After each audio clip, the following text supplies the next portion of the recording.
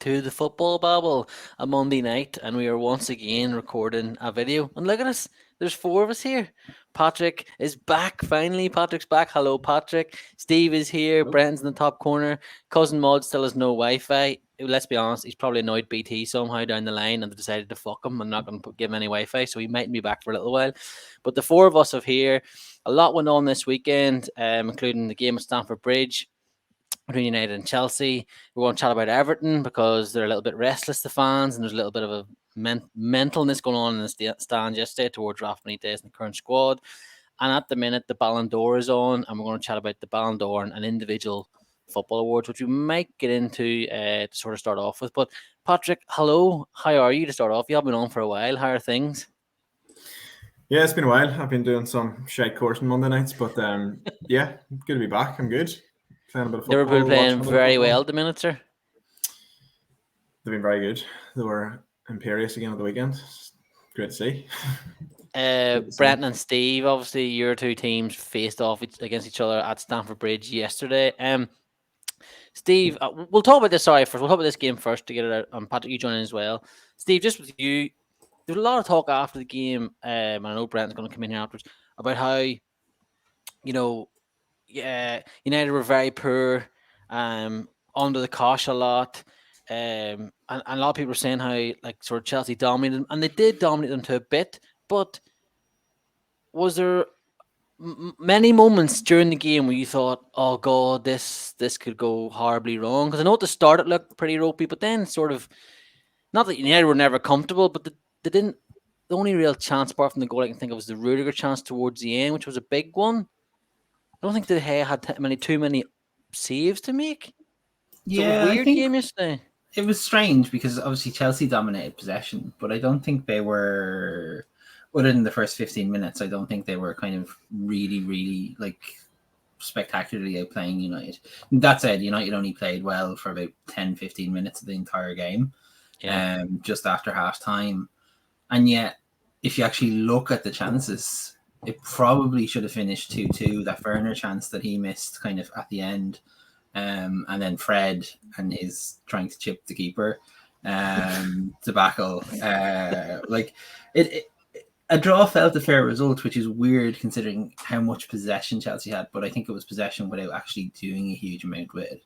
I don't know if Brendan would agree with that. Yeah, in the main I would. I would say Hudson-Odoi had an absolute sitter in like the first 4 minutes. Which was also a massive chance. I think if that goes in, it's a completely different game. De Gea made a very good save. Obviously, Werner missed a couple of chances. Loftus-Cheek missed a header and missed a couple of chances inside the box. But Chelsea were poor in the final third. In general, I think it's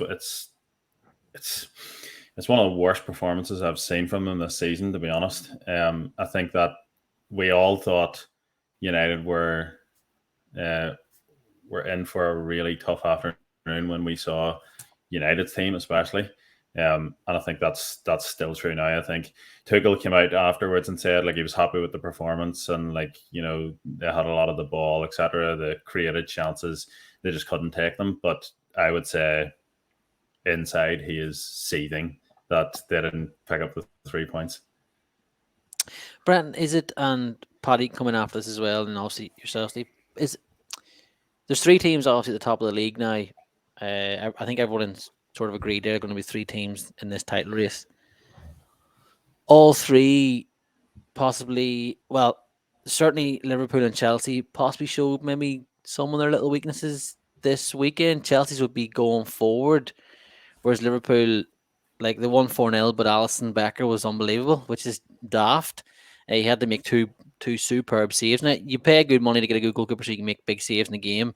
Don't get me wrong, but he still had to make those saves. Whereas Chelsea looked yesterday, even when Lukaku came on, I know he's only coming back to fitness, that there wasn't that potent attack that City and Liverpool would both have, because obviously Liverpool blew Manchester United away at Old Trafford. City as well, they only finished 2-0, but they could have had more. Whereas Chelsea yesterday, is that a worry going forward that maybe that might be the thing? Because for me or Liverpool anyway, it would be like the defence not the defense, but the way they're sort of defending sometimes this season. Alisson's not going to be able to pull us out of a hole all of the time. So is it for you, for Chelsea, that maybe the goals don't come and we don't get over the line?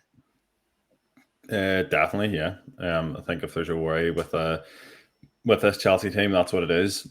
The fact that I think it's Lukaku, I think, still needs a bit of time to form relationships. Like I was listening to that podcast earlier, and they were talking about the relationship that Sancho developed with Haaland, and it was just instinctive at Dortmund. I think there's bound to be someone, who plays those number 10 roles for Chelsea, who can create that sort of link up with Lukaku.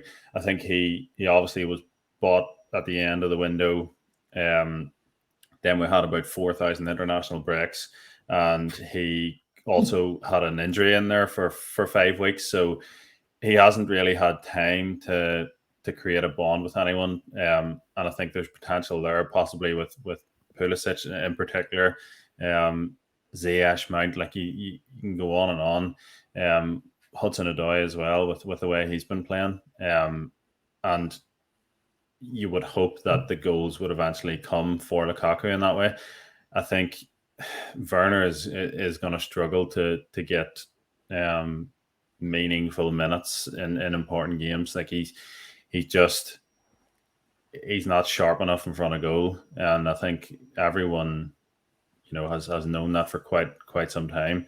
And coming back from his injury, people maybe thought it would sharpen his eye, but I mean, he got a consolation at the end of the Juventus game, but in the games that you need sort of a difference maker, he's really not producing at this moment. So yeah, it needs to be. I think Lukaku will play from the start against Watford on Wednesday, and it's a good opportunity to get his confidence back, maybe get a few goals, because Chelsea are going to need him. You're right. What about you, Paddy? Would you agree with that? Yeah, like obviously, as Brendan says, Lukaku's been out for a while and hasn't got a chance to really settle in. His first couple of games back at Chelsea, he looked fantastic. I did always wonder if that Tuchel formation with the 2 10s was going to suit him. I still don't know if it's going to particularly suit him. I know there's more subtlety to his game than just head-in crosses, but I think that width will be important for Chelsea too, and I suppose the fullbacks can maybe offer that as well. But yeah, like Lukaku's going to be such a big addition coming back.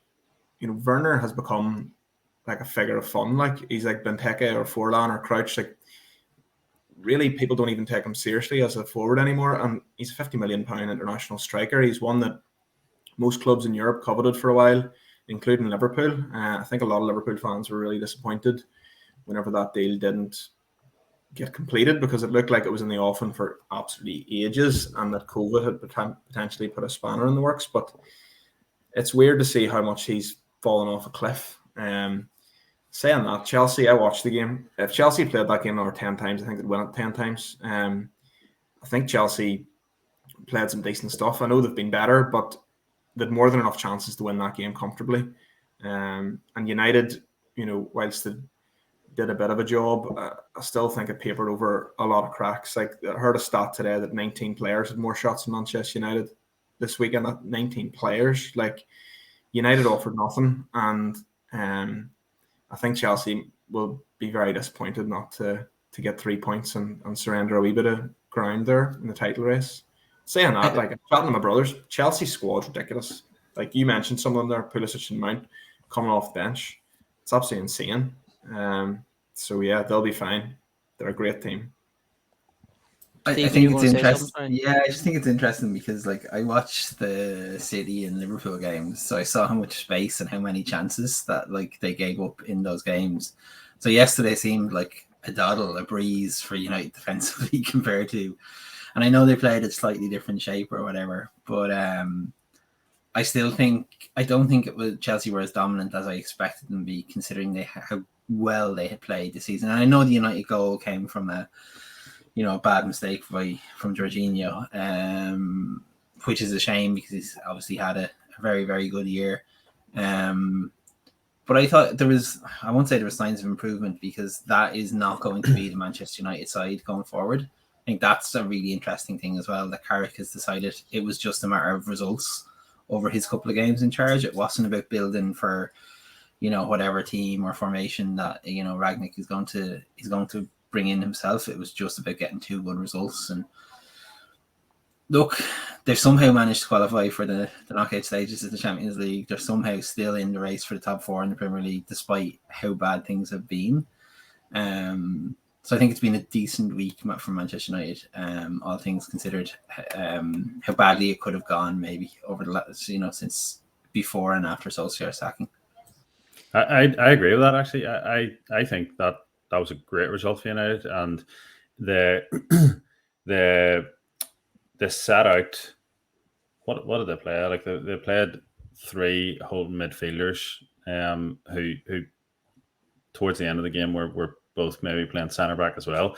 But I don't mind that from United at all. Like the situation that they were in, I think. Now I think Carrick coming out after and saying we came here to win the game was a bit hilarious. But I do think he'll be more than happy with that result, and knowing off the back of that is not how they're going to play. Probably from, I don't know if it'll be as soon as Arsenal, but going forward, his job was just to stop the rot, basically, and I think he's done that brilliantly over the past 2 games.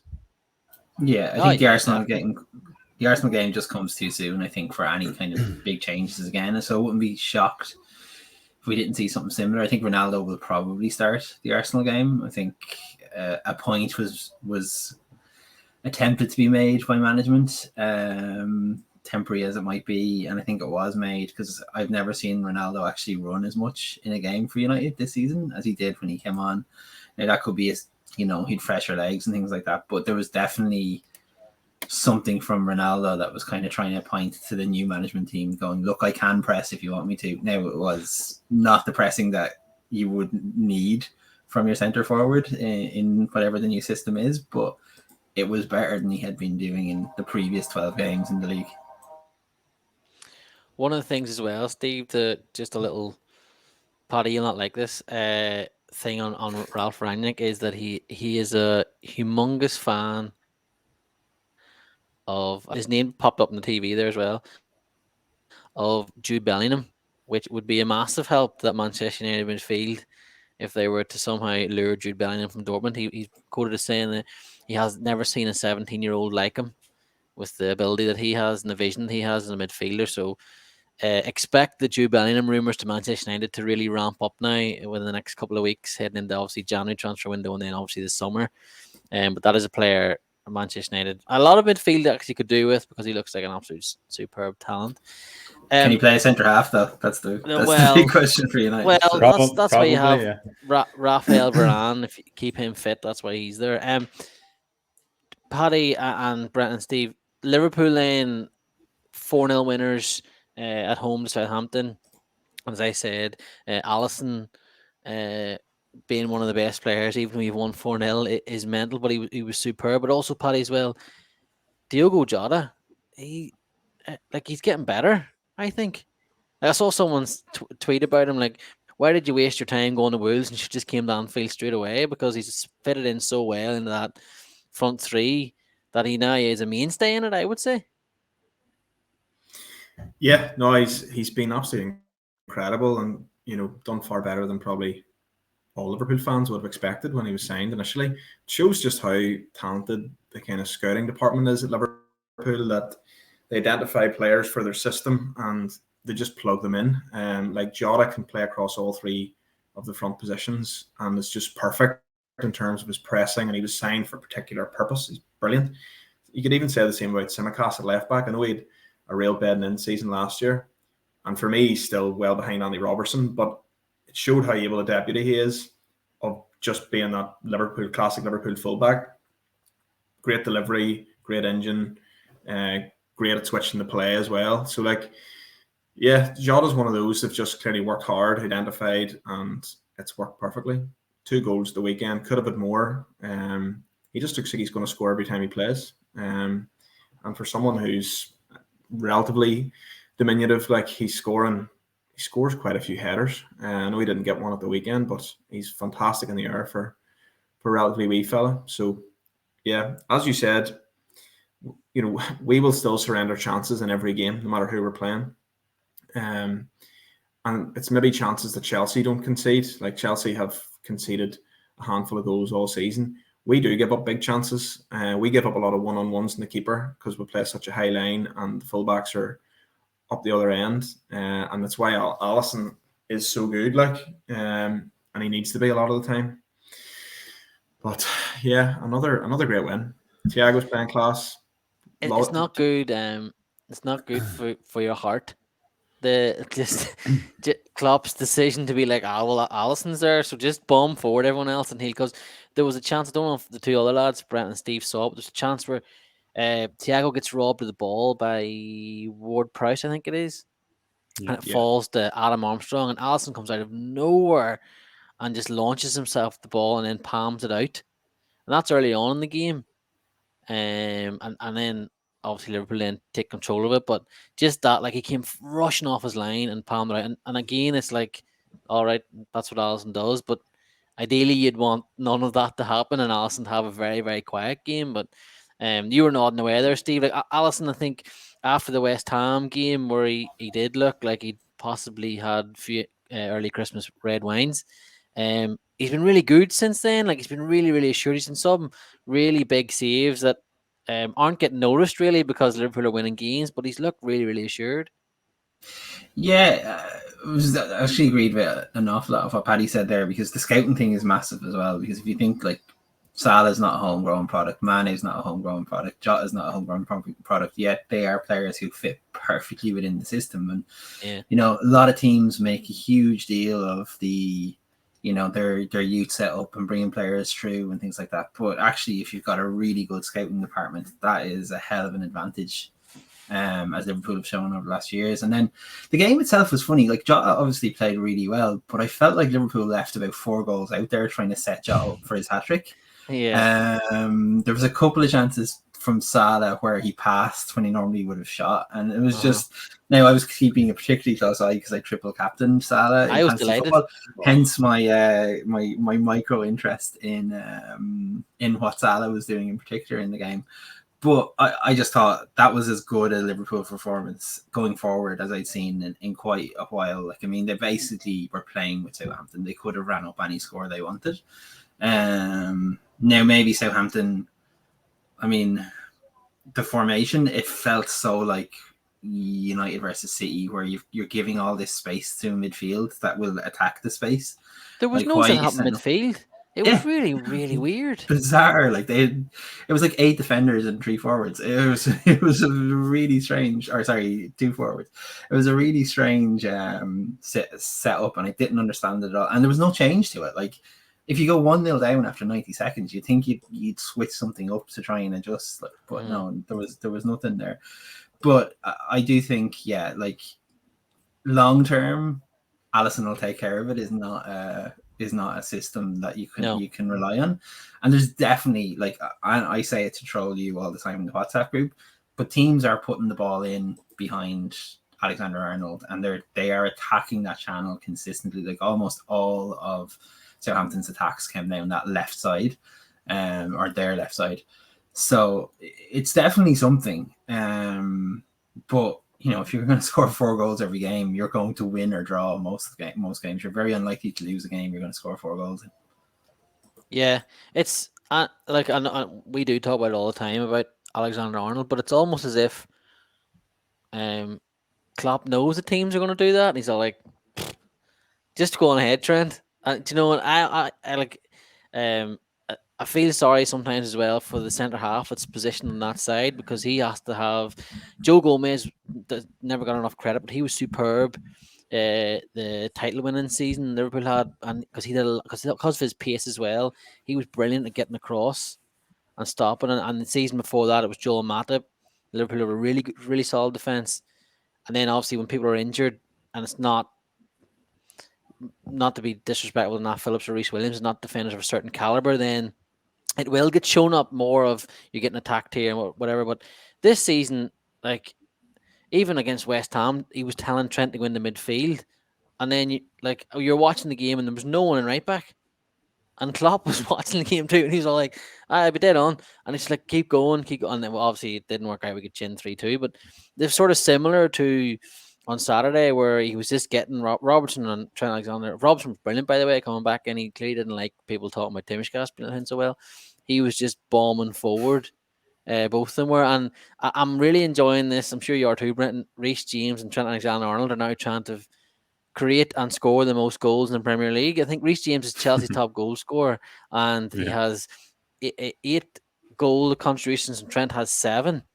The Reece, I think, is like 4 or 5 goals and whatever. I don't know what it is, but they're one ahead. So I mean, Gareth Southgate's going to have to try and find a way. He has 2 right backs, so that England somehow set up all the chances. But it's a really good Trent in competition now midfield. between the two lads.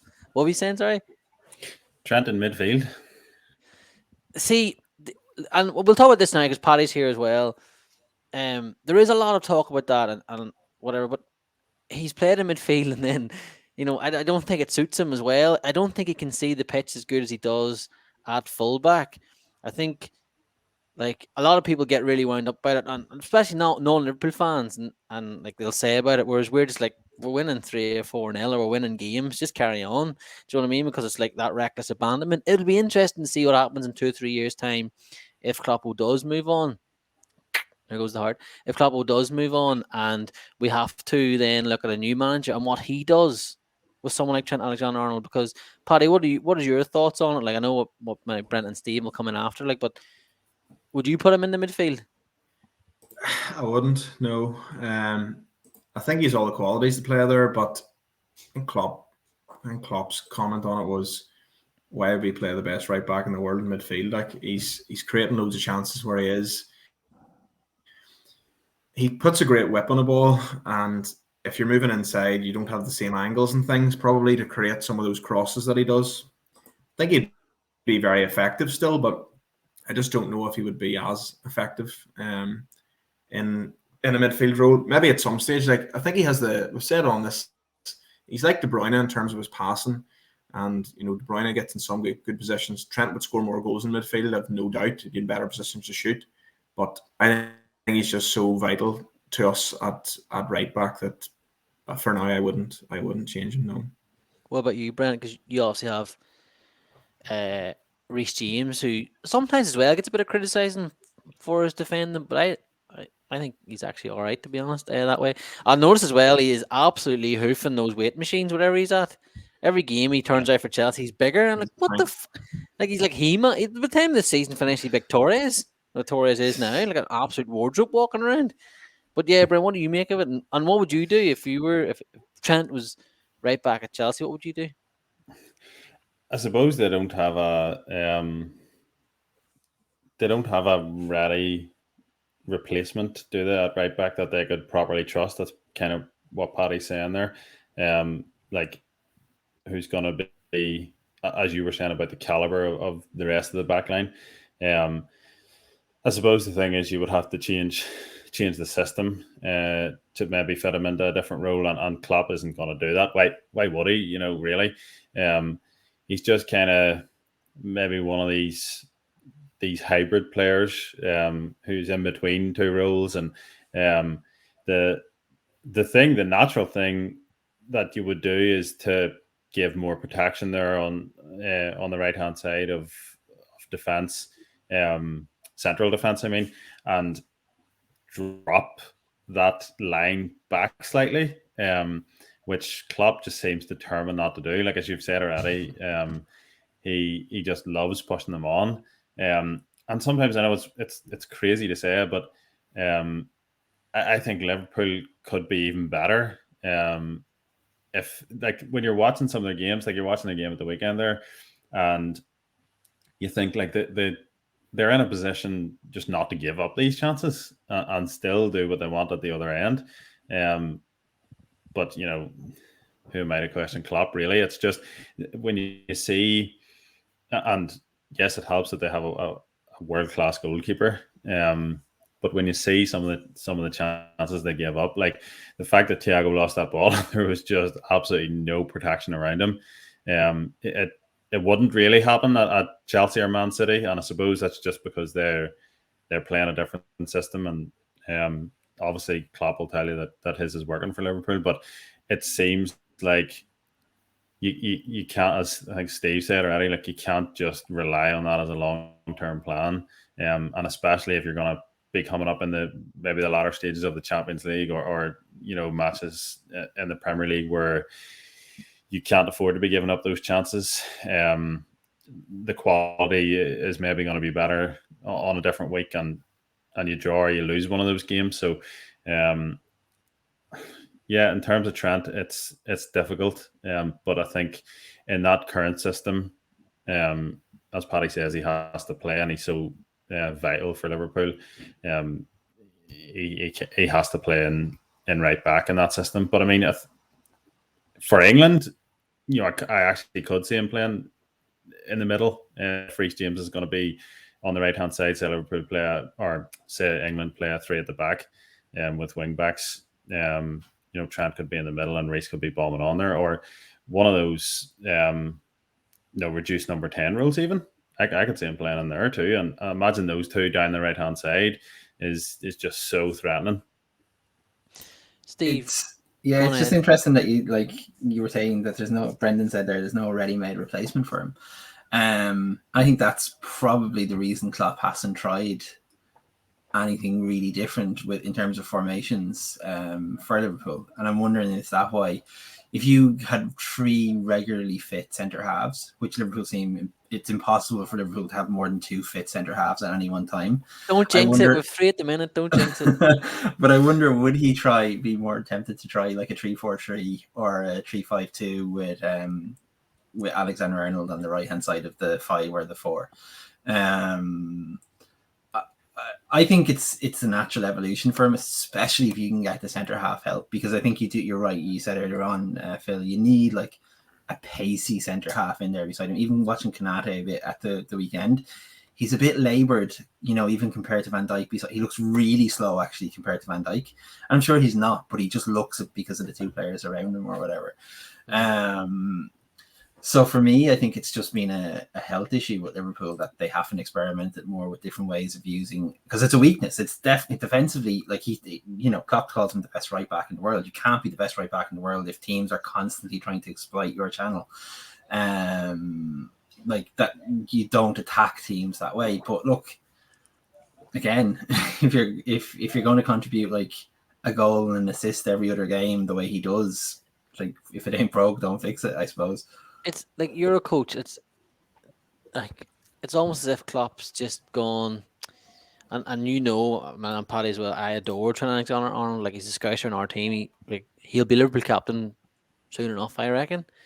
And I've said this before. I think he's actually our best player. Well, he's certainly up there with Salah and Van Dijk.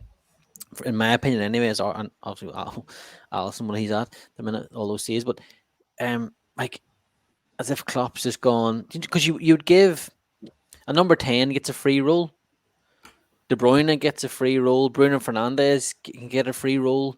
These players, Messi gets a free roll where he just does whatever he wants in the final third, and if the other 2/3 he doesn't go anywhere near it anyway. And Klopp's gone, well, my right back, I'm going to give him a free roll, and it's just like it is like I get it too. I'm looking at it as a Liverpool fan, enjoying it because he's so brilliant. But it was another time I was looking at this going, this man's mental. Like he's letting his full right back just do whatever he wants, like literally. And it's just I think we'll look back on it in a few years' time, and it'll be one of the things people will talk about when they talk about Klopp's teams. The way they will talk about, say like Runis Mikkel's Ajax teams. I'm reading a Brilliant Orange, by the way, after I mentioned it, or different things like that, or Pep's first Barcelona team, and they talked about like the trequartista and half spaces and all, and people playing in half spaces, and the false nine came through, and now all of a sudden there's this hybrid right back. Because it wouldn't surprise me if Thomas Tuchel did something similar with Reece James in one or two games. Reece, just go, will you, like yesterday, he switched him. He's like, Reece, get over there and get something in this and do something with this ball. And he was Chelsea's most advanced attacker at times. So it's almost as if these managers are going, right, well, we've got these players. Tell you what, you're so pivotal at getting us going forward. Just do whatever you want.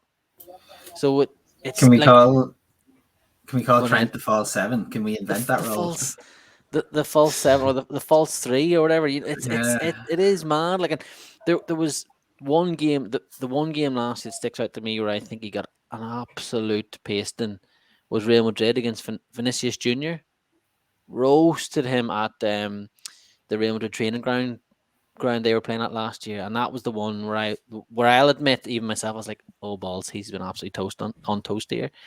Whereas I do think other times, not just you, Steve, because you like to troll me, but there's other times people will jump all over him. And if you look back at it, you're like, actually, I don't know if that might have been Van Dijk's fault there, but no one will mention it because it's Van Dijk. Like, Hakimi was getting so much praise when he started this season PSG, and then against Man City, like, he's completely ball watching for the second goal. Bernardo Silva's a lovely pass back, and no one mentions it because it's not Trent Alexander-Arnold. It's like, oh, it's Hakimi though. Do you know what I mean? So I do think there's a little bit of an element of that, but I do also think that there is definitely teams will go, right, we'll get at him. But Liverpool and Klopp don't seem to care, so I don't know if I can. I don't know if Paddy can. I definitely think he's a better defender than people give him credit for. Like, I think you're right. People beat him with that stick because he's so good going forward. But I think I remember a game we played City in the European Cup, Champions League that year. Made the first final, and I was worried about him up against Sané, but he absolutely Sané didn't get a kick. And there's been games like that where he's played some of the best players in Europe, and he is very competent. I think he does look more secure as you would whenever he has either Milner or Henderson in front of him on that kind of right of the three, and an in-form right-sided centre back that offers him protection. I think if you have someone like Thiago playing on the right, he's not going to protect you the way Henderson's going to, or whatever. So yeah, it matters who's around him, but I do think he's not as bad as maybe some people think he is at defending. Yeah, well, that was a decent. I thought I was going to get more heated, but Steve behaved himself. But next week we'll talk about how Bruno Fernandes is overrated. Just on the Ballon d'Or, Brenton, Georgie got third, and Kante was fifth. Benzema was fourth, so it's down to Lewandowski and Lionel Messi then, obviously, for the top two. But just Brenton, because this is obviously live, I have it on the background. Two Chelsea players in the top five, decent. Yeah, I think that's probably where roughly we thought they were going to be. I think if Kante had have had a good Euros, if Kante and France had have had a good Euros, and don't mean just have to win it, but ended up, say, at semi-final, final, and whatever, he'd have been in with a massive chance. Yeah, I think the high-profile games last season, he was a standout player, obviously, in the quarter, semi, and final of the Champions League. And I think that we're probably going to talk about kind of how flawed it is, the Ballon d'Or in general. It's just really a magazine basically picking who the best player in the world is. But those things matter in this competition, in this trophy. Like, it might be 1, 2, 3 games. It might be, as Paddy sort of said off air, what you win, what your team wins, rather than your contribution. And I think that's where my kind of argument would have been for Jorginho. I knew he wasn't going to win it, but just he consistently throughout the season, last season, he was hitting 8, 9s, 10s out of 10s every week, and he was. I think you need to watch a lot of Chelsea games to notice how much of a difference he makes, even when he's not on the ball and when he's giving out instructions. He's basically. People said he was Sarri's son when he was the Chelsea manager, but he's the manager on the pitch. He's the manager's man on the pitch, and he communicates the plan constantly. And I think that's so important. Like, I know I even find that useful and constructive when I'm playing. If somebody reminds you of what the plan is consistently throughout the game, and I think he's there's very few better at him than that. But all those things, I don't know how much they break it down. But for me, I think Lewandowski, if they don't present a 2021, I think he really just deserves to be on that list for how soiled he was in the COVID season. Definitely. We'll get into it now on the Ballon d'Or. Obviously, Brenton, you start us off nicely there. Steve, your take on the Ballon d'Or, and also just I meant to say this in the group chat earlier and I said it to you now. Do you think the way it's given out seems to be a popularity, like Ronaldo and Messi won it far too many times over the years. Iniesta should have won it one year. He didn't get it. Modric won it one year as well, which is all right. It's nice to see someone different win it, but maybe shouldn't have. But do you think who in your mind sticks out that hasn't won it that should have, and sort of made it look like an even more farce than maybe people call it? Like literally anybody that isn't Ronaldo or Messi over the last decade and a half. I mean, it just Well, seemed to here's be one as well. 1999. Do you think Roy Keane should have been up there? Yes. Yeah, absolutely. Like His performance in his performances in Turin, and I know obviously a few of us in this podcast wouldn't be Roy Keane stans like yourself, sir, but like we're talking about performances and how players should get it on big performances and big matches, as we're talking about Kante and Jorginho and different things, Lewandowski over the season. But Roy Keane that season was phenomenal in Turin when he knew he wasn't going to be making the final in the new camp. Yeah, and like that performance, like it's one of those things where you think nostalgia has made it better. It's on TV so often. Go back and watch it. It's an incredible box to box performance. It's not like it's the encapsulation of Roy Keane's career in one game. But I think so. In US sports in particular, they have the concept of the Hall of Fame, right? And my argument against the Hall of Fame is that eventually, if your career is long enough, you get into the Hall of Fame, right? Whereas I think the only way you should be in there is if you're one of the two best players in the world at your position for an extended period of time, right? So you have to do it for a significant period of time, but also you are the very best. You are irreplaceable. And I think that's the thing with the Ballon d'Or is like they don't give the NBA MVP to LeBron James every year, even though he's the best player in basketball, or maybe not now, but for a decade and a half, he was the best player in basketball. He should have won the MVP every year. So you have to look at different metrics. And I think the Ballon d'Or never got away from who is the most popular player in football right now, who is like, and who happened to win the most trophies in that particular year. Like, you could absolutely make an argument that for more than one season, Thierry Henry was the best striker in world football. Yeah. Where's his Ballon d'Or? Like exactly how I was going to say there too. It seems unbelievable for 3 seasons or so. Yeah, he was incredible, and like there's half the Barcelona team that aren't Lionel Messi as well, that played around him, that made him the players that he was. Paolo Maldini never won a Ballon d'Or, even though he was undoubtedly the best centre half in world football for a number of years as well. So this is my issue, is that when it's just one trophy across 11 positions and very, very different positions. Like, is it a most valuable player award? Is it a best player award? Is it who's had the most successful season? Because if it is, it's Jorginho's trophy this year. It should have been his trophy this year. Yeah. So I don't think the Ballon d'Or ever knew what it was. But what I think I hate about it is that I realized about 10 years ago, if it turned itself into a Messi versus Ronaldo competition, it could gain traction on social media a lot more than it maybe previously did. It could get more newspaper columns than previously. Because, when I was growing up watching football, like from when it started until maybe 10, 15 years ago, the Ballon d'Or wasn't that big a deal.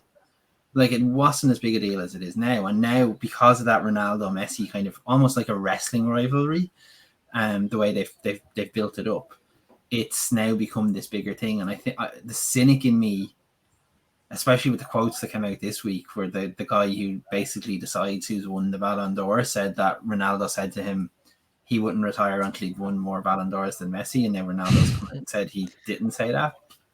But look, there's promotion. there's newspaper inches all about the Ballon d'Or, and there's that guy in getting his name in the press and stuff like that. So the cynic in me thinks it's just a marketing exercise that doesn't actually truly reward the best player. And I think when you go through the list of players who haven't won it, that kind of rings true. Well, Lionel Messi has won it. So, Patrick, what do you? Well, you're shaking your head there. Anyone that's watching the video will see that. What is your thoughts on that? That's like exactly what Steve just said about LeBron James. Messi's the best player in the world, probably still is the best player in the world. He would have had it 15 years in a row if I was awarding it, like, because he's a freak. But I don't believe it should be that either. Like Messi had a really, I know he scored a reasonable amount of goals for a fucking dog shit Barcelona team last season. And just because he won his first international honour, they're just going to give it to him. It's just based on honours. It's absolute shite. Lewandowski, as Brendan was saying there, the COVID season that was ruined, the season that Bayern won, what he broke Gerd Muller's record for most goals ever in a German season, and he's on fire again. And because he plays for Poland and will never win anything internationally, is he just going to be discounted from the possibility? I don't know. It just seems just strange to award it that way. Yeah, I don't like it either. I think it's total shite. And as Steve was saying, it was never a big deal. Now you hear players saying, "Oh, I want to move here to win the Ballon d'Or. I want to move there, or I want to get out of such and such a shadow to win the Ballon d'Or." No one gave a flying fuck about it for years. Like Michael Owen won one, 2001, and he probably didn't even know he was going to win it until it just seems so bizarre. And it nearly goes like there's leagues that are in vogue. So in the 90s, Italy was the main sort of dominant league. Lots of Italian people based in Italy won it. The last 10 years, a lot of Spanish teams, but basically between Messi and Ronaldo, but you'd Kaká in there as well, Modric. And I would say that after Messi and Ronaldo, maybe after this particular Ballon d'Or, I think you're going to see a lot of English teams having players that are winning Ballon d'Ors, because it's been a long time since that's happened. And I just think the dominance in English league has at the moment, 4 clubs just sailing into the Champions League knockout stages again. I just think it's inevitable that you're going to see City, Liverpool, United, Chelsea players win it for the next 10 years. Because they're going to be winning Champions Leagues, and that's all they give a fuck about. Brenton, as a big target man, with the abilities of Lewandowski, just haven't been spotted yet. What did you make of the big man yet again being overlooked?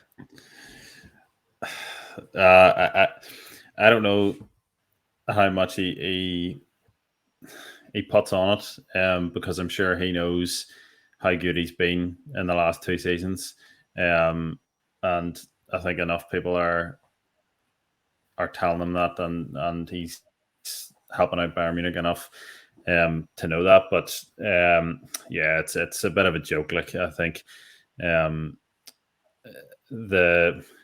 the panel is who selected just maybe wanted to get the most amount of exposure, as Steve said. Like, it's marketing exercise. It'll be he's well clear of Ronaldo now. Ronaldo's not going to win anymore, I wouldn't think. And that'll just be people confirming him who want to confirm him as the best ever. But it's like they need validation to do so by awarding another Ballon d'Or. I think it's not fair, really. And yeah, people will say, like, finishing second is to what some people call the greatest player of all time is pretty good. But I think over the past 2 years, Lewandowski has been the best player in the world, for me anyway, for the progression that he's shown, and for the pure consistency of doing the hard, which is scoring goals. I think the recognition would have needed to be there at least one of these 2 years, and now he's been left out both years. Like, so, I think we all knew it was inevitable, but it's just annoying that we're going to have to listen to the bullshit again for probably the next 48, 72 hours.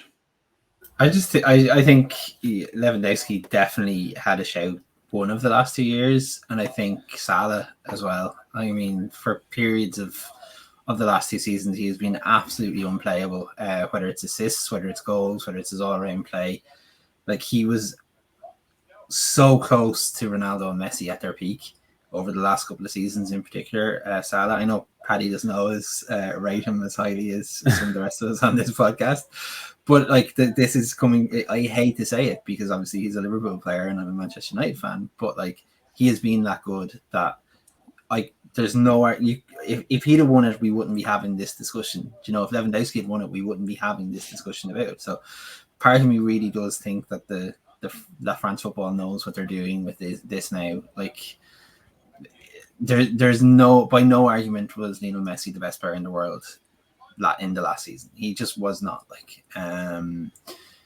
so they're either giving it to him as a lifetime achievement award or as saying he's the best player. Like just traditionally he has been the best player in the world, and that's fine. We know that you don't need to give them an annual trophy for that. That's what you give someone at the end of their career, not on an annual basis. Yeah, Feels like the time farce Giggs win like the PFL Player of the Year kind of towards the end of his career. It kind of feels a bit like that. That's exactly what it feels like, and Giggs was rubbish the year he got that as well. Like, and that does happen. I get it. Like, I do get it. But like when you look at like some of the players who we have watched over the last decade, and for none of them to kind of really get a look in, obviously other than Modric, and what is it? Kaka in 2007, kind of the other time that Van Dijk was second as well in 2019 when Van Dijk should have won it. Van Dijk should have won it. That's another thing as well. I think you touched on it, Steve, like about positions. Like Edouard Mendy last year for Chelsea was this whole calendar year. Actually, I know he maybe wasn't amazing yesterday, but whatever. Was absolutely phenomenal. Especially since Tommy Tooch came in and put a spell on him. He was absolutely phenomenal. But he's nowhere near the I don't even think he made the top 10. I think Donnarumma made it one, but there could be 2 or 3 goals. You know what I mean? It is all about positions and scoring goals when really, like, you look back at it and it's definitely, like, as I said, Kante, if he had France had done well, Kante was going to win it, I think, in my opinion, because of how well he played in the Champions League final and shackled Kevin De Bruyne. That year, Van Dijk was amazing for Liverpool in 2019 when they went to the Champions League. Other players before that, there's definitely been times where you've just been like, what's going on here? But look, we'll still talk about it. We'll probably still talk about it next season when it comes up a little bit again. But it is, I think everyone's at the opinion now where because they've put Messi and Ronaldo in so many times that it's just getting a bit silly now, and maybe we'll all celebrate when someone else wins it. Hopefully next season. Hopefully it's Mo Salah when he's won a quadruple. Yes, Brenton. Someone else definitely should win it next season. You can say that already, like, because they'll probably Messi hold off now until the World Cup's over, just in case Messi has an absolute stonker of a World Cup, which he's threatening to do because he's playing so well for Argentina, and he couldn't give a piss about Paris. And you know what? I'd actually give him the Ballon d'Or for that, for not giving a piss about Paris. Well, yeah. So that we'll wait and see what happens next year because they might hold off because we're having that World Cup in Qatar. Just to sort of round up the show, the last third of it, couple of instances this weekend where fans have not been too happy with their teams. Brighton on Saturday night, and Steve's going to talk about it with me now, booed off. The fans booed off their team after a 0-0 draw with Leeds, despite the position they're in, which I just found, and I get, like, you're a fan, you're paying money, and we're going to talk about this now, Steve. Say whatever you want, like it, because it's your money and it's your team. But my head was blown hearing and seeing that. And then the oh boy, Everton have. It's early for them now to start losing the run of themselves, especially in Derby week. I mean, they're setting themselves up here for all sorts of chaos. But yeah, the Everton have turned. It's turning blood. It's turned on Rafa, it seems. So, Steve, we'll start off with Brighton first. I made the comment earlier in the group chat, folks, about how Brighton, like what was going on there, and wasn't helping himself. And Steve, you sort of think it's okay for them to do it, which I get, but like just on that, like Brighton are 8th in the Premier League. This is Brighton. And I just think for them to boo their team off, and Graham Potter was nae fussed. I didn't get it. I kind of do understand it. I mean, it was middle of September when they last won a game in the Premier League. The Liverpool game was kind of an aberration in terms of performance. From what I've caught of them, they've been really, really poor. I mean, they drew with Newcastle and made Newcastle look good. And I watched Newcastle have 3% possession in a 5-minute period the weekend. They're not a very, very good team at all. So I can see the frustration, especially when you start a season so well. I mean, what did they have? Like 3 wins in their first 4 wins in their first 5, maybe. So for it to kind of fall downhill from here, I completely understand the frustration. But I've no issue with fans booing players. You've paid good money, and if you don't believe that the performance you've seen is good enough, I think you're entitled to express your opinion on that. Now, there is the caveat that I think the rest of you might come in with, which is that like it's Brighton, you should just be happy with what you've got. But you can set expectations within the season, and when you get off to start like that within a season, and yeah, sure enough, like they were games that maybe they would have expected to win. Watford, Burnley, Brentford, and Leicester, maybe. But I just think that I can understand why Potter said what he said. I completely do, but I don't.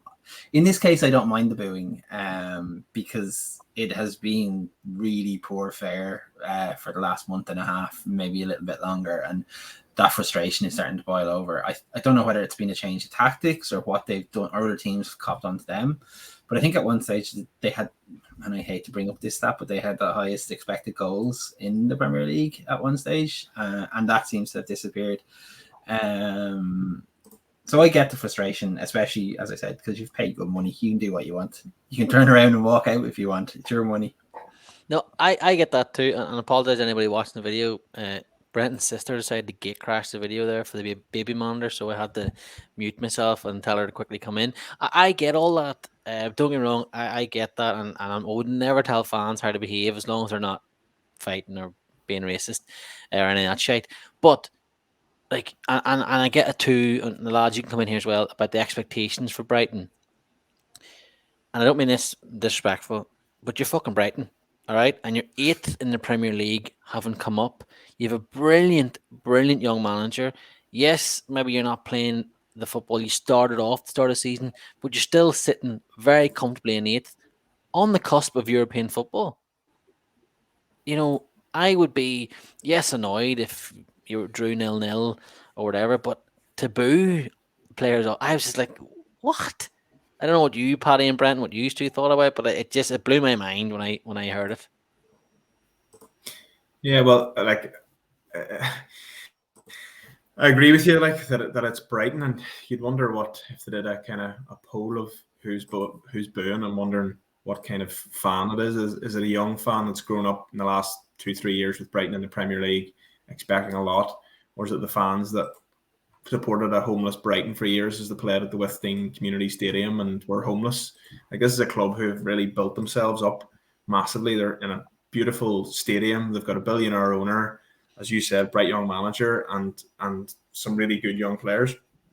They definitely need to sort of take a look at themselves. Like, they're not going to win the league. They're not going to finish Champions League, and they never were. You know, and yes, I totally agree with Steve that you should have aspirations, and you know, because you've been shit doesn't mean you should always be shit. But you know, give the lads a bit of a break. Like, you know, if you said you'd be 8th at the end of November, early December, at the start of the year, Brighton fans would have been very, very happy. What about you, Brenton? Same point as United. Oh, I would be booing then, actually, to be honest. I was just going to say they should be booing for that. Like, geez, they should be ahead United. I went for that opening statement, and then I realized, hang on, is this a positive or a negative? I think there's obviously a bit of both. I think they'd be obviously in a much better position, and you might see them go in January for a proper striker. Mope, I think last season he had a good year, but he can't finish his dinner. I think they're struggling with the final third massively. I think they've got some really good players, and as you said, a brilliant manager. But I don't think there's a lot to do to that team to make them very competitive, a very competitive Premier League team. I mean, Liverpool obviously saw that. I know you watched that match and said that Brighton were absolutely fantastic. Probably should have won the game. So, there's very good signs there. There's signs of progression as well, which if you told them at the end of last season, as you said, where they would be at this stage in this season, and playing really good football too. It's important. It's very important to some people. You even see there with United. They said about Mourinho, he won a few trophies, but they're not happy watching that because it's not good football. And there's no reason why Brighton fans can't think the same. And they're playing really good football. They're one of those teams that on a Saturday night, if Brighton are involved in the evening kickoff, I'll watch it because they're a good side to watch. Whereas you wouldn't watch other teams. So I think that they don't have a lot to complain about. I think it was maybe a build-up of a few results that, based on the start of the season, yes, you may have expected them to have a few better results, but I think with adding goals to that side is their only issue. And I know I've said that's the hardest thing to do in football, but January's coming up. It's a really good point on Mope. Like he misses so many chances, and Welbeck's never been prolific. And Aaron Connolly, I remember when he was breaking through. I remember he scored a couple of goals against Spurs, and I was like, "Geez, this guy looks really good." And then the more and more you see him, the more you see how many chances he misses and how kind of lax he is sometimes. But like you're right about Brighton, all these wee technical midfield players like McAllister and Lallana and Trossard and Gross and all great footballers, and Lamptey at right back is bloody class. Yeah, Lamptey's very United could do a lot worse than sign Tariq Lamptey. So yeah, what, instead of Aaron Wan-Baumgartner? I know. Yeah, sure. Is Ragnick not going to turn him into Trent Alexander-Arnold? That's what I heard. No, what was the comment underneath? Not even Doctor Strange could do that, which made us all laugh very much. Another team who play in blue, whose fans, God love them, they're having a hard time at the minute, would be the Everton. It's turned on Rafa Benitez a little bit. Now I'm a Rafa stan, so I'll stick up for him. I get it that I haven't been playing well, but Calvert-Lewin has been injured, and also, as I said at the start of the show, and I'll get it right this time, he's having to go in to try and buy players with Kazoo credit points. Do you know what I mean? He's not been given any money, and then the Everton fans were expecting, because they had a good start Tuesday, like you said about Brighton, they obviously were expecting Everton to be right up in the mix for the top 6, top 8, and properly challenging for Europe again, and it just hasn't worked out for them, and they were very poor yesterday against Brentford. They were Brentford at home. What did you say? Sorry. The players doing ads at halftime. Yes, and as well, the players doing live ads, because apparently ads are live now, because Mike Parry's a fucking arsehole. And he thinks that, you know what happened to him? He took too much cinnamon that time and absolutely wrecked himself, and his brain has gone to mush. Or what is it you said, Steve, the other day? He has a smooth brain. Yeah, the thoughts just slide right off. Yeah, so it just slides off. But the Everton, Brenton, you can come in here first because you raised the point. They're not. It's not going well for them at the minute. Understatement. No win in 5. Some really poor results in there. And their next 5: Liverpool, Arsenal, Crystal Palace, Chelsea, Leicester. And things don't seem to be getting better. Calvert-Lewin, obviously a big miss. Richarlison, I think, was suspended or injured for the weekend. Yeah, he was there. Obviously, oh, was he there? Suspended. No, sorry, it was Rondon. Sorry, yeah, he was suspended. Yeah. Slight difference between Rondon and Richarlison, isn't there? Like, Slight difference in yeah, caliber of player. Yes. yeah. Rondon can't hit a barn door, but I don't think Brighton will be signing him in January. It's just, I think it's a shit show from the top to the bottom. They've had managers in who haven't spent the money that's been invested well, and now, as you say, Rafa has been left with the dregs. I don't know why. Like, I'm kind of indifferent towards Benitez. He did. I think people liked him at Newcastle. He did a good job there for the shit show that was too. But it seems like he's walked into something similar at Everton, as if he wasn't how bad a situation the club were in. But it's obviously so important to get Calvert-Lewin back. I think he's just the main focus of everything they do. But I mean, they're 14th at the minute. When you think about the comparison there to where Brighton are, and how their fans are unhappy, Everton fans are a passionate lot, like as I'm sure you'll be aware, and I don't know how long Benitez can last with and it's maybe not overly his fault, but I just don't know. They were talking on the Monday Night Club about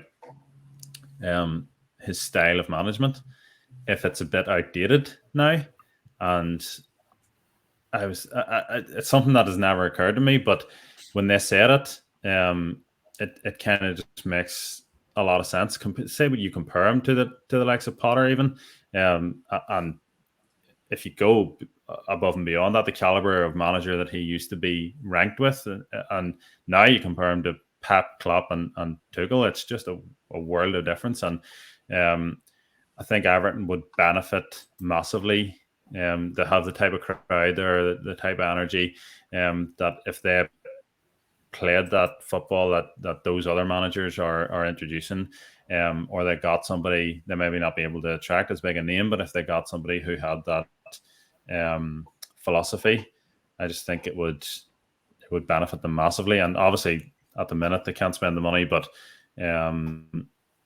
somebody coming in with an idea there, like we talked about the other night with United, I think the matchup maybe isn't quite right. I completely agree on the coaching thing. I watched the Everton City game, and he set Everton up for a scoreless draw, and City scored just before halftime, and they came out Everton in the second half and played like they were playing for a scoreless draw. It was just devoid of any coaching or tactical nous whatsoever. And I know Man City are like, one of the best 5 teams in world football, but like, you've set up not to concede. You've now conceded. There needs to be a plan B, and there doesn't seem to be a plan B. And it was a couple. Was it the Watford or the Wolves game? Was similar enough as well. Like that, there just didn't seem to be any kind of Watford. They were beat 4. Yeah, it was 2-1 the Wolves game, was it? Yeah. Yeah, and it was only kind of in the last third of the game that they showed any kind of attacking intent or whatever. And obviously by that stage it was too late, and there's just too much of that. Like, it's just too slow to kind of make changes. And I know that the squad depth is an issue, and I know that the caliber of players is obviously really poor, but they look a team in trouble. I'm trying to think, like, the points differentiation at the bottom of the table, like at this stage, like they're not, like they're thereabouts. Like what, Burnley and Norwich on 9, Everton on 15. Like it's, I mean, you're very quickly with the run of fixtures that you can have over Christmas, you fall into a relegation scrap really, really quickly. And I know that's mad saying that about a team who are only 3 points behind Man United. I'm not talking about Man United. It's the form, it's the way they've kind of looked. I think the eyeball test, as they call it, like, would worry me. And it feels like, I think, Brendan, you said it, like Benitez in particular, when he was in charge of Newcastle, and the way he was kind of like treated there, he kind of built up a lot of kind of goodwill, and I think that's why people, maybe not Liverpool fans, because I know Everton fans who are not happy with him being appointed manager, because of his obvious associations with the crowd across Stanley Park. But I think that goodwill is starting to fade away a little bit now, and yeah, that feels like it might be a very short-term deal. It feels like it's completely gone. It's even some very level-headed fans that I would follow on Twitter and chat to the odd time wouldn't come out with like someone asking him to get his fucking coat on Twitter yesterday. Wouldn't come out with that, but they're sort of at the point now where they're like, we're not seeing anything here, and look, the derby's a great game for them to get a massive win and bounce back in and kick on from there. Don't get me wrong, and it's a derby at Goodison, and they're usually quite uncomfortable for Liverpool. I know Liverpool have had this great record against Everton, especially at Anfield up until last year, but at Goodison, that isn't the case, because especially a full raucous Goodison on a Wednesday night should be a really good game, or atmosphere wise.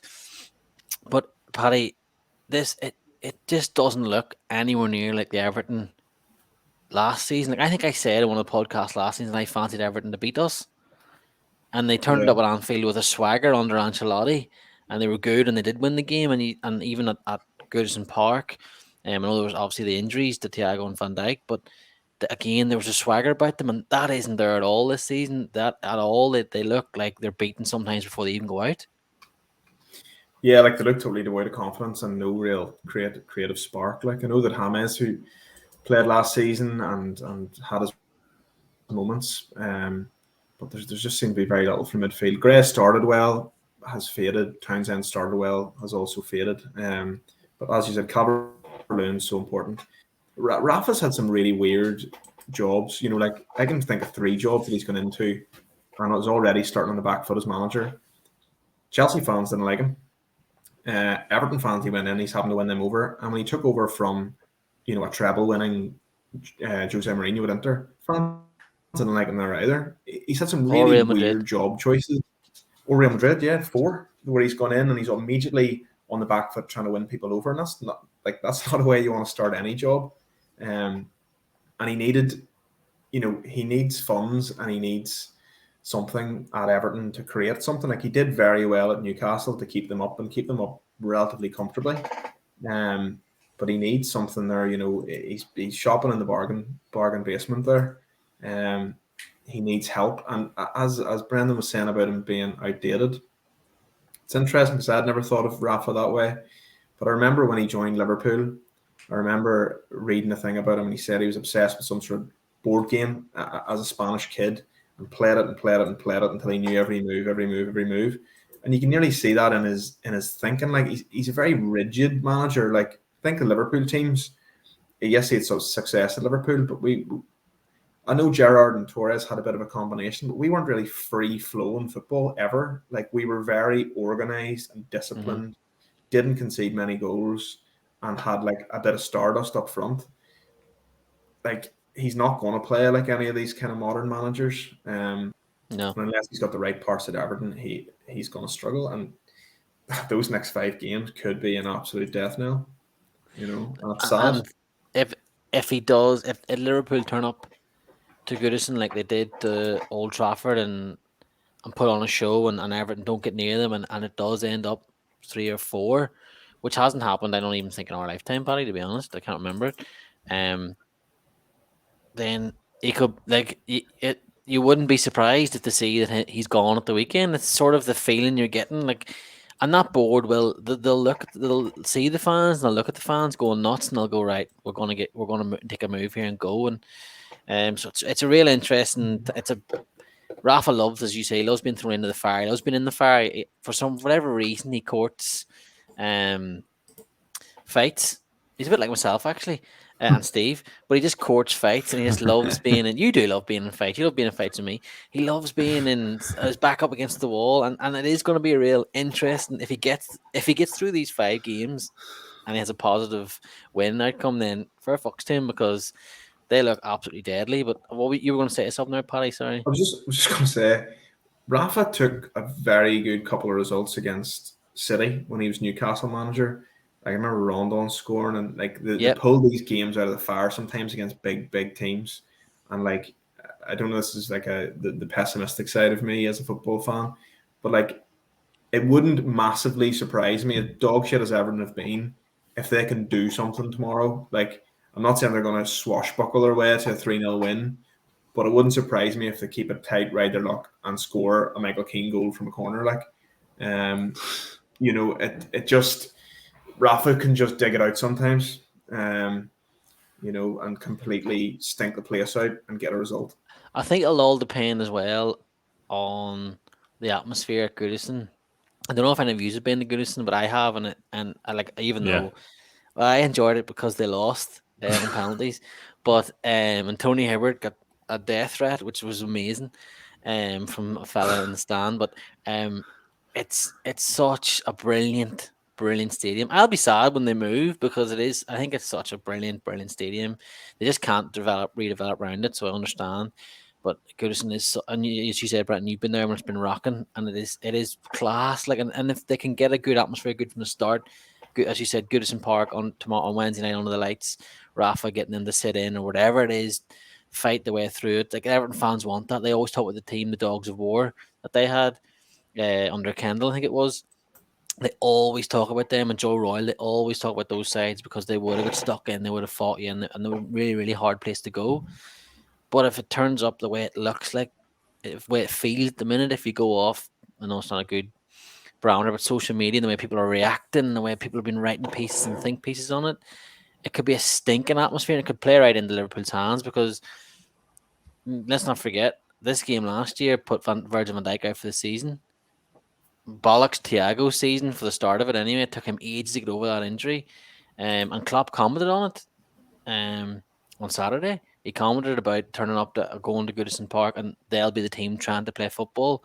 Unlike last time, because obviously Everton got stuck in, which I don't mind. I'd love some Liverpool players to chin high tackle on Wednesday night. But you know what I mean. So it'll be interesting because there's a couple of Liverpool players, and obviously Klopp is going to have words. There's going to be something that it'll be interesting to see how that game goes down. That derby it was called the friendly derby because people could sit beside each other in the stands, but on the pitch everyone's trying to punch the head off each other. So we'll see how Wednesday night goes. I'm looking forward to Goodison Park Wednesday night. I think it'll be a good game. I think it'll be a really good pre-Christmas winter warmer. I think Everton fans wouldn't be too disheartened if they were to lose, and it'd speed up the Benitez exit. You want to make a move for Solskjaer before someone else picks him up. I tell you what, if we chin Everton on Wednesday night and they sign Solskjaer on Thursday, I'll have to take Friday off. Solskjaer will be lucky to get the Milford Everton job, I think. I've literally been sitting there for 10 minutes waiting to say that. Just waiting together. Yes, so a tricky week for Everton, and then they have the derby obviously on Wednesday night. We'll see how that goes. I'm biased. I hope Van Dijk scores and smashes Pickford into the Gladys Street end or whatever you call it. Yeah, the Gladys Road end. I don't think there's anything else for us to touch on. Oh, Stephen, yes. Ketchup quickly, red sauce. Gerrard banned it. Conte banned it. He banned it for the wrong reasons though. Like Conte and Gerrard have banned it because they think that it's a performance blocker, but they should ban it because red sauce and tomato ketchup, whatever you want to call it, is for children, and no adults should be eating tomato ketchup. I watched my cousin once drink a bottle of red sauce. Wow. Yep. One of our listeners, actually a friend of yours, Patrick, reminded me of that a couple of weeks back. My cousin Dara used to drink red sauce. That is incredible. Fair play to him. And he's now 6'5". He's 6'4" and he's long hair and he's an absolute G. So obviously it is performance enhancing because he's massive now. Yeah. So clearly, you can drink all the Lucasade Sport or Monster Energy drinks you want, but a sachet of ketchup, no, get out of my club. I'm going to hoof red sauce in the fin so he's an absolute monster when he's older. It's always the thing that when a continental manager takes over an English club, they always talk about ketchup's banned. It's like it's a tale as old as time, like.